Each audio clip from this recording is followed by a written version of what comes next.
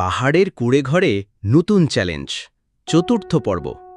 পাহাড়ের কুঁড়েঘরে ছোট্ট রাহাত এবার আর ছোট্ট শিশু নেই। সময়ের সাথে সাথে সে কিশোরে পরিণত হল।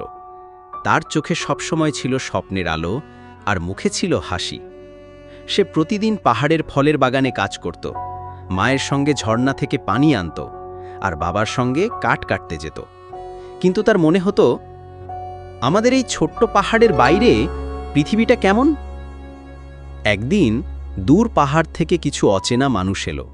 তারা বনের কাঠ কাটছিল, ফলের গাছ নষ্ট করছিল।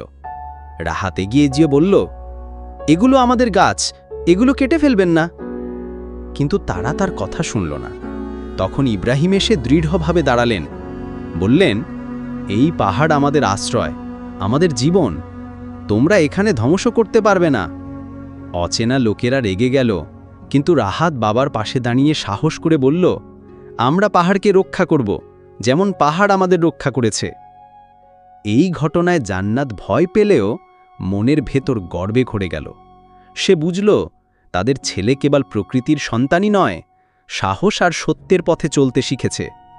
রাতে বারান্দায় বসে রাহাত আকাশের দিকে তাকিয়ে বাবাকে বলল, বাবা, একদিন আমি এই পাহাড়ের বাইরেও মানুষের পাশে দাঁড়াব, প্রকৃতি আর ভালোবাসা দুটোই রক্ষা করব। ইব্রাহিম হাসলেন আর জান্নাত ছেলেকে বুকে টেনে বললেন, তুমি আমাদের স্বপ্ন রাহাত, তোমাকে নিয়েই আমাদের নতুন সকাল। এভাবেই পাহাড়ের কুঁড়েঘরে জন্ম নিল নতুন চ্যালেঞ্জ আর নতুন স্বপ্ন, যেখানে রাহাত বড় হয়ে দায়িত্বের পথে হাঁটতে শুরু করল। গল্পটি ভালো লাগলে একটি লাইক দিয়ে আমার চ্যানেলটি সাবস্ক্রাইব করবেন, যাতে পরবর্তী ভিডিওর আপডেট সবার আগে পেয়ে যান।